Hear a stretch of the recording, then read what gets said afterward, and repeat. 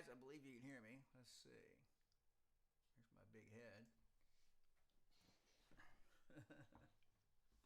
Okay, let's see. There we go. Let's take this off.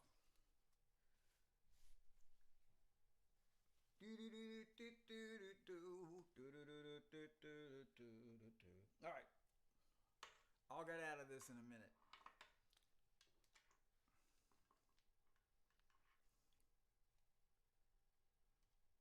I have people who care about me complaining about dead air time, so I'm trying to supply lots of it. So they have something to be upset with me about. I didn't anticipate that. Okay, let's see. Did it go in? Almost.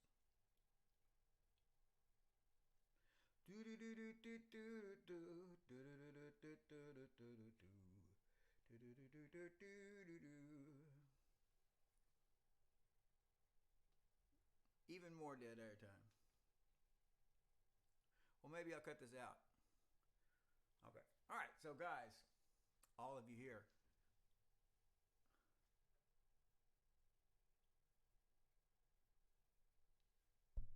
I don't hear that. Ho-ho. Maybe I do now? Yeah, I guess I hear it now. Okay, great. Well, I don't want that in my face. Okay, guys. Hi. This is Mark Teaches Music. I'm Mark Black, and I want you to truly have fun and be awesome. Today's the 31st day of August of 2022, and this is episode 14 of To Play and Sing at Mark Teaches Music. So in this live stream, I'm trying to answer every question on the planet about music, focused on all aspects of learning, performing, practicing, your skills, developing skills, how your personality affects your music, about being in a band, a rock band, a jazz band, a praise and worship band, a choir, a classical choir, whatever a non-classical choir is, concert bands, whatever. So ask away. And again, sorry for the dead air time. I didn't anticipate getting my headphones and my sack strap and my hair all tangled up together. If you're interested in lessons, go to www.dallasmusiclessons.com and check out the stuff there. And if you have any questions about music, email me at mark@dallasmusiclessons.com. Voila. Okay, so right now I want you to jump in and send me questions. And the main thing you should do is invite people to come to this chat. So, and I have this over here so I can see this. The question ask the ASCIIs. So ask your questions away about anything, and I'll just say I don't know. I could say I don't care, but I probably would just say I don't know. Probably would care about it. So without further ado, I'm going to start. So the first question here is, what is blues? Is it just a sad song? Which is a great question. What makes a song a blues? Essentially, what makes a song a blues is the chord progression, not a fixed chord progression, although there is a very standard chord progression which I'm fixing to type out for you here or show you. So it one of the characteristics is in a stereotypical blues, we would have the 1 chord, the 4 chord, the 5 chord in different places. We're going to look at in just a second. But every time you get to the 1 chord, it is, or any of the chords, it's a dominant 7 chord. Now, dominant 7 chord, now listen to this without prejudice. Now, just listen to this sound without, I'm going to play a dominant 7 chord of some type. Woo! Well, it's not that loud, I don't guess. So, let's see. Yeah. Okay, so that's...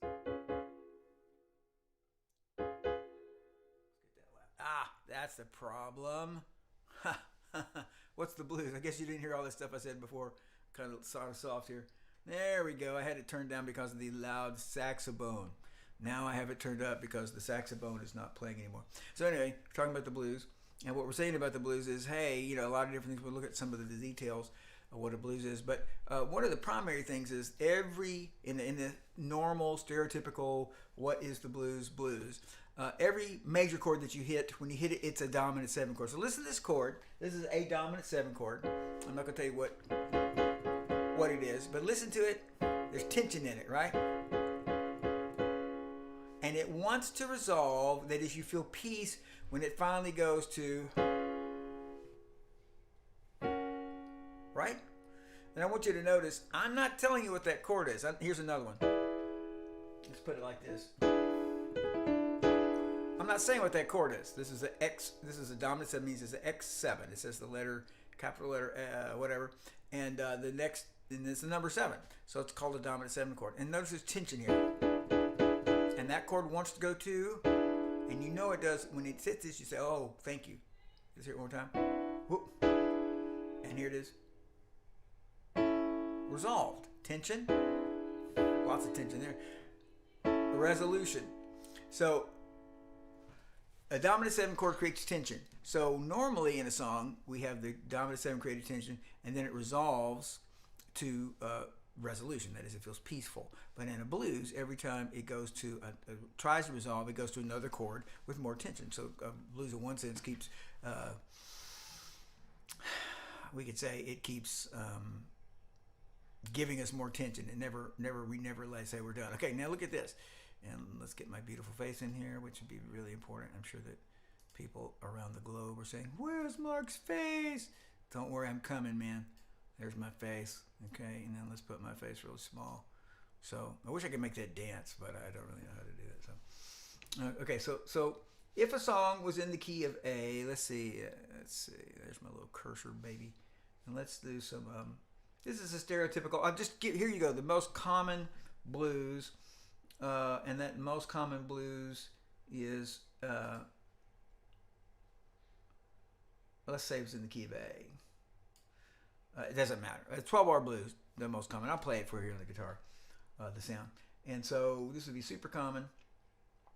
And let's make this, doesn't need to be 84, does it? A. Beautiful, beautiful. Yeah, let's do all caps. Yeah. Okay, back A7, and I'm just gonna. Let's see. 1, 2, 3, and then a measure, and another measure. This is a measure. Typical blues, 4 measures of the 1 chord. In this case, we're in the key of A, so 4 measures of A. Then it goes to the 4 chord for 2 measures. We'll make that a capital. And I know those slashes normally go forward, but I'm just trying to be difficult, and which I do very well. And so here we are, 2 measures of the 4 chord back to the 1 chord for 2 measures. This is very beautiful. People want to hear this. And then the 5 chord, 1 measure, and the 4 chord, Whoops, put in that 4 chord. When I play this, you'll say, "Oh, baby, that's all the blues I ever heard," or many of them. And then the 1 chord. And back in, then we have the turnaround. Generally, the last measure, we could call it most frequently would be the 5 chord. But the primary point is the turnaround. Punches back to the beginning. So here's a. Got to be a pick around here somewhere. Here's a ukulele pick. Look at this pick. I don't think it's the one for the blues. Okay. So here I am playing my song in the key of A. So, and then, the rhythm can matter. I'm just going to pick a stereotypical rhythm. But I want to say, all the blues you've heard sound like this. And forget that this is a guitar, just the sound. So it sounds like this. 3, 4, 2, 3, 3, 4, 3, 2, 3, 4, 4, 2, 3, and then D7, 4, 4. Back to the 1. 5 chord. The 4 chord. 1 chord. There's the 5 chord. So let's put this in the key of C just to make this example again. So I'm just saying if that was the key of C, again, just letter names. C is 1, count of 4 letters, counting C, C, D, E, F. The F is the 4 chord, and C, D, E, F, G. G is the 5 chord. So in that progression right in front of us, it would be C7, F7, C7, G7, F7, C7, G7. So let's play it like that, just to hear that same blues, you know. Here's our new song. Well, I woke up this morning and the sun didn't shine. Measure 4. Well, I woke up this morning. Measure 6. And the sun, it didn't shine. Here comes a 5 chord. And suddenly I remember it was still night time. Here's my 5 chords. So, again, every kind of music there is.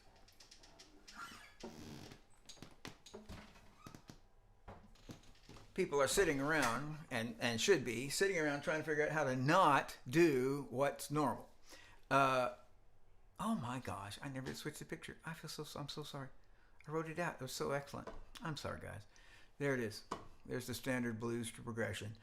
1, 2, 3, 4 measures of 1, 2 measures of the 4 chord, 2 measures of the 1 chord, 1 measure of the 5, 1 measure of the 4, 5, and 4. Standard 12-bar blues. So much of rock is based on that progression. I'm just saying, so many rock songs are based on that, and you would not believe how many rock songs, blues songs, period songs are based on that progression. So it's super common, and I'm just saying, so people are trying to break that all the time. So they did them in minors. They did a minor key, which is fine, great sound. They had substitute things, songs like Riviera Paradise and Stormy Monday would be a lot of changes from that, but you hear it a lot. Riviera Paradise, is by Stevie Ray Vaughan. I mean, it's very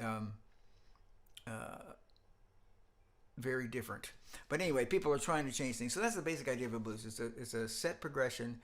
Not necessarily this 12-bar blues, there's 8-bar blues, and there's other, but the basic characteristic is that tension caused by the dominant 7s, and every time we get to a major chord, it's always the dominant 7 to give us tension to say move on to the next thing. And then what we looked at, let's just look at it, let's see if I still got it. I can bring it back if I don't. Let's just, put it here. Just one more time. And that is the standard 12-bar progression. 4 measures of 1, 2 of 4, 2 of 1 again, 1 of 5, 1 of 4, 1 of 1 again, and 1 of 5 again. And when you play these enough, and it's not like an unusual thing, when you play these enough, you can tell 100% what measure you're in. I can tell what measure I'm in a blues, with just listening, So if it's the 5 chord, you got to be on measure 9, And if it's the 4 chord, and there's all kinds of exceptions popping in my head, but I'm not going to talk about them. Oh, and by the way, starting today, we're only going to do, we are going to do the quick Q&A live stream. We're going to do it 30 minutes instead of 45. So you better get those questions in. Let me see that. And because there's going to be less. And so anyway, I think it's going to be good. And we're going to, next week, we're going to add an improvisation live stream, and then we'll want you to bring your instrument, and I'm going to arrange it so that, or fix it so that I can play and you can play with the track back and forth. Now I can't hear you, but I'm sure it'll be excellent. And so anyway, so I'm just talking, and I'll send out an email about that, and then you could just come back to this channel, and it'll say what it is too. If you don't get the email, if you're not on our email list. And if you want to be on our email list, email me, markblack@dallasmusiclessons.com, and I'll put you on the email list. Okay. Now let's see. The next question is, does everybody need to learn all the scales? Do I need to learn all the scales? We talked about several times, you need to remember as a general principle of learning anything, or knowledge and skill about anything, is that if you want to be the master of this, let me get my hands even, then you have to learn this. If you want to be the master of this, You actually will not really be the master of everything in this sphere if you don't know anything outside of this sphere. You only know what's in the sphere. So if you want to master this sphere, you have to know this sphere, a larger sphere. You don't have to master that sphere because you're trying to master this smaller sphere, but the smaller sphere is influenced so much by this larger sphere. So depending on the kind of music you play, you can get by with learning, let's say, 6 keys. If you're in jazz, it's not that jazz is harder, of course, but it's not, nobody's exactly setting out to make it hard. It's just basically music, pop music, all music that's based on or originates from a piano. Here's examples of why you should learn to play in all keys. Here's one. Music that originates from piano players is going to be typically in flat keys. Piano players, and there's exceptions to everything, you know. Everybody has a belly button, I think, but there's probably somebody who doesn't. So piano players, it's easier to play flat keys where the black keys are where your fingers are resting, the outside fingers are resting on black keys, rather than sharp keys where your outside fingers are resting on white keys and you have to reach up for the sharp keys. That's a physiological thing. And I don't mean that piano players like to play in D flat, Stevie Wonder does, but I'm saying that piano they tend to be in flat keys, 1, 2, 3, 4 flats. Guitar players, because the open strings, E, A, D, G, B, E, the keys of the word cage. We talked, you know, I don't guess you learned all these, watch all these live streams. But anyway, point is, the keys of the word cage, C, A, G, E, D, and sometimes W and Y, you know, and the F, key of F maybe, would be the keys that guitar players like to play in. The strings, there's open strings in those chords, and the guitar players, which I am one, like to play with those resonant sounds. Now, so there you go. You're playing a piano song. Hey, suddenly you're a guitar player. You haven't played in A flat, D flat, and E flat, and B flat. Or you're a piano player and you haven't played in E, A, D so much. You know, you're a transposing instrument. I mean, you know, like an alto sax adds 3 sharps, whatever key you is, he's in. So, you know, the guitar, his buddy guitar player, hey, let's do this song. It's in the key of G. Well, the alto sax player's in the key of E. He's got, so the guitar player's got 1 sharp, but doesn't know he's got any sharps. He's just playing chords. But the sax player has got 4 sharps. You know, guitar player plays this cool song in E. You know, he's playing this song. It sounds like this. He's not thinking anything except this is pretty cool. You know, he's going.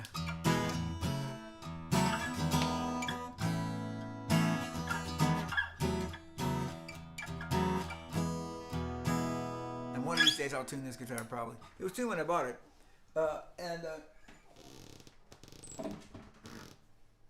He's in the key of E, the guitar player, the bass player, the sax player's in the key of C sharp, 7 sharps. Now, of course, you get in a country band, you get in a metal band, depending on the metal band. You get in it depends on the country. Country is one of my favorite kind of music. That's what I was raised on, fellas. Country and R&B, no kidding. It's another story for another time. Where's my pipe? For another time. You get in a country band. Most of your songs will be in those C, A, G, D. You play acoustic rock. So open string because of the fullness of the sound. You play folk music. You play jazz. You're going to play in a lot of different keys, and it's nobody's trying to trick anybody. They're just like, well, I just wrote this another song. If you play classical music, depending on the era you play, and you're going to play in all the keys. So you've got all the time in the world to practice. You practice all the keys, and it makes such a difference in your playing, skill-wise and ability-wise. You are in that, period. So that's what you should do. Now, in a more practical world, what you should do is learn a scale at a time, key at a time, and add until you have got the keys that your style of music uses all the time, including outlying areas. Now, what I'm saying that as an interim until you can learn all the keys, until you can learn how to play all the scales. You are saying, well, practically speaking, I only play in these, 5, 6 keys, and so I'm going to get this practical. I just want to encourage you to not get stuck there, and the reason is because half of the cool stuff, again, depending on what kind of music you like, half of the cool stuff that you play, that you hear, I should say, that you go, oh, what did he do? He went outside. What did he do? Well, that's those hard keys that you're avoiding. That's F minor and C sharp and C sharp minor. It's not really hard, but I'm saying, it's other keys. It's 4 flats and 6 flats and 5 sharps and 6 sharps. So I'm just saying you're not going to get away from it. Let me say, sorry. A lot of the cool things you like will be in those funny keys. If you're in jazz, you're not going to get away from it. If you're in classical, you're not going to get away from it. You're going to have to play in all those keys. And then if you want to be very skillful, you need to play in all those keys because we will be playing in those keys, but also because what I said, a lot of the really cool stuff is in those funny keys. It's not because somebody said, we've played in C long enough, let's go to, D flat. It's because whatever we start with, we will eventually want some contrast and we'll want something unusual. Remember, tension and resolution is what music is about. So you're playing along in the key of D, and it's like, well, there is a change to go to the key of G 1 sharp away, or to go up to the key of A, add a sharp, but it will sound a lot more exotic if you went to F, or if you went to D minor, or if you went to E flat, So there's these, so you're going to find, and again, tons of people, I'd say the top people in any field probably can play in every key. That's not absolutely true. 95% of the people could play in any key. And just by the way, piano / sax / trumpet, orchestral, not the unfretted strings, but so anybody with keys, that all the other guys, like the stringed instruments, all they're doing is when they play the A scale and they want to play an A flat, they just move their hand down or fret and play the same dang thing. I said dang. And they want to play in B flat, they move their finger and play the same dang thing. Exactly the same. They play the D chord and they need to play a D flat chord, they just move their hand down, which is a benefit, of course. It has its negatives. All right, so that's it. Yes, you should learn to play all scales. You should start with the ones you need immediately, and as soon as you can, you add the others. If you discover that you really just are not ever using these 4 scales, then yes, you can leave them out. You're probably setting yourself up, probably depriving yourself, but it wouldn't be obvious necessarily immediately. So anyway, there you go. Okay, great question. What is the difference between an oboe and an onion? Okay, well, I think the difference between an oboe and an onion is that nobody cries when you cut up an oboe.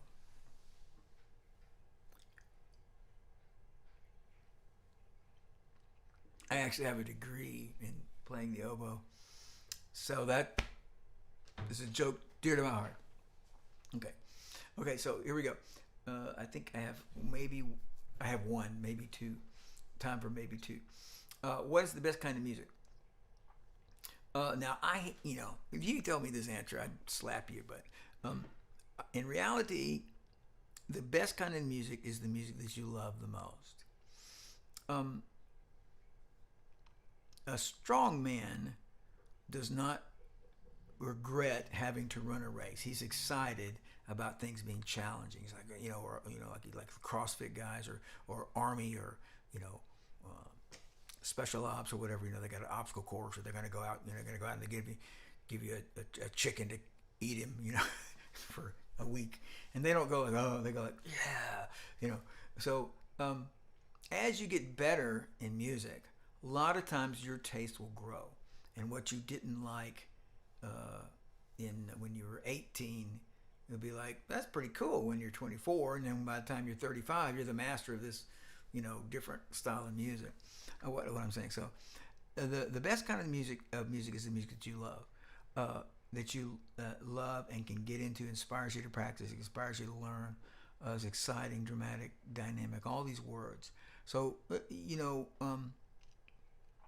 classical music, and again, I have a degree in oboe. It is a classical instrument. There are jazz oboe players, which there are quite a few actually, compared to 50 years ago when I was doing it to begin with. But it doesn't work for me sound wise. But regardless, oboe is a classical instrument. So I adore classical music and find so many things that are amazing and unique and unattainable, more or less, in other kinds of music.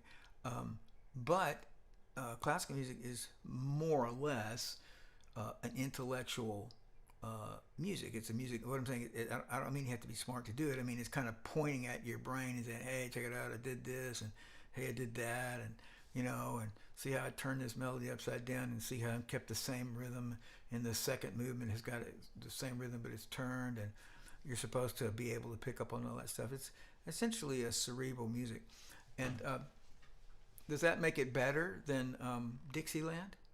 No, no, it doesn't at all, and it super doesn't.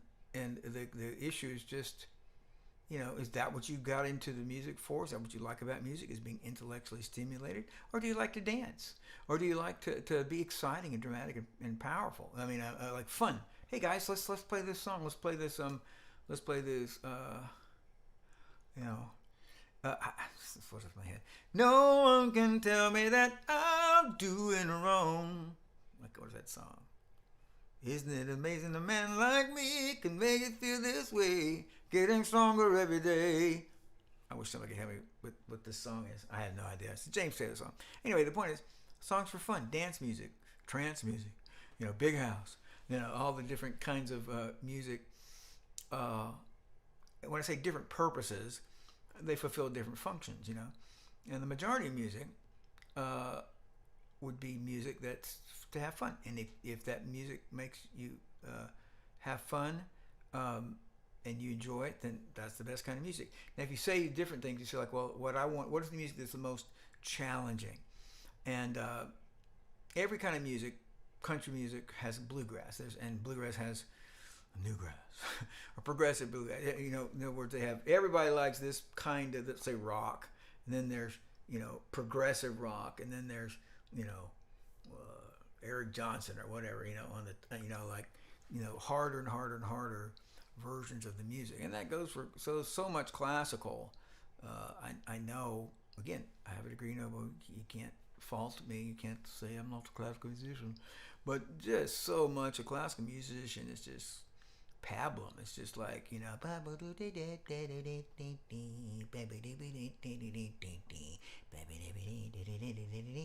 making it up, and of course a lot of it is because, oh my gosh, the guy was writing that thing 400 years ago. Well, what was he supposed to do? Rip out his bass and go to Funk Town? He didn't have as many choices. So, and my favorite kind of music is the Impressionist of Ravel and Debussy and postmodern. Some of them, not a lot of them. Bartok, some Stravinsky. So I'm just saying, but point here is, if you're looking for intellectual stimulation, like that's cool to you. Most students come in and they say, I like rock, I like blues, I like country, I like pop, I like classical, very small, but some people really do, and I love classical. Some people come in and they don't really know what they like, but what they like is skill. Like if a guitar player plays skillfully, it kind of doesn't matter what kind of music it is. That is really cool that that this guy's playing with skill. And so if that was something you like, you'd be looking for skill in different styles. So anyway, the best kind of music is the kind of music you like, that inspires you, that you love, that you come back to again and again. And then I said in the beginning, you may find yourself changing. I said the thing about the strong man, and I was just saying, an athlete, it's like enjoys the challenge. A lot of people end up enjoying the challenge. Okay, I can do one more. I am interested in so many kinds of music. Can't I just learn everything there is all at once?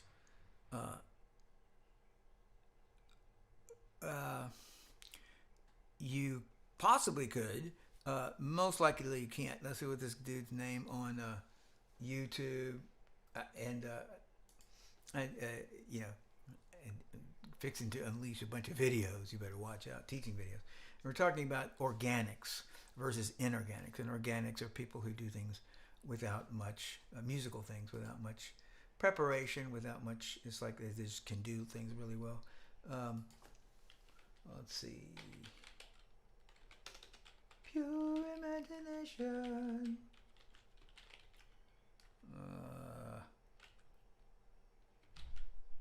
Oh, come on, man. Jacob Collier. So, I'm not going to play this because the copyright, demons will come after me. But Jacob Collier is a young guy. He's probably 25 now. But he was doing amazing. And not this name. This always, historically, I mean, guys, I know you don't know a lot of music history, nor should you. But there have been child prodigies and then their corresponding, I'm an adult prodigy, through the centuries. As every 20 years, if you zoomed in on Vienna or you zoomed in on London or you zoomed in not on America because we was out taming the frontier, but you'd have people that are like, this guy's phenomenal. He plays better than everybody else, and so organics and organic and versus inorganic, which is more famous musicians are inorganic, meaning they had some skills, had some good things, but they worked a lot. They worked smart. They did these good things. So I'm talking about somebody like Jacob Collier. So not him, but people like him. The point is that, by the time they're 16 or 18, like they're doing, oh my gosh, they're doing everything. It seems like they're doing everything. They're doing every kind of music. They're doing it so fast. They're doing all this kind of stuff. So a very rare, very tiny subset of great musicians. Tiny subset, he is a great musician, but not what makes a great musician. But so of the great musicians, a very tiny set are these people who can just kind of blab out at many things at once and just be very, very skillful. And that's there's a lot of reasons for that. Essentially because they would have